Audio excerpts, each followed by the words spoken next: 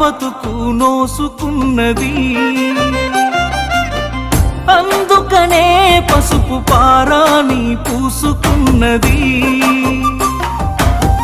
వెళుతున్నా చివరిసారి కల్లార చూసుకో. బతికున్నా ఇక ఏ బంధం కాదని అనుకో. పువ్వులు అల్లిన కారులోనా నవ్వులు తీస్తున్న ఊరికేనా. గుండెంతో నొప్పితో నిండుకున్నా కన్నోళ్ళ పరువు కాపాడుతున్నా.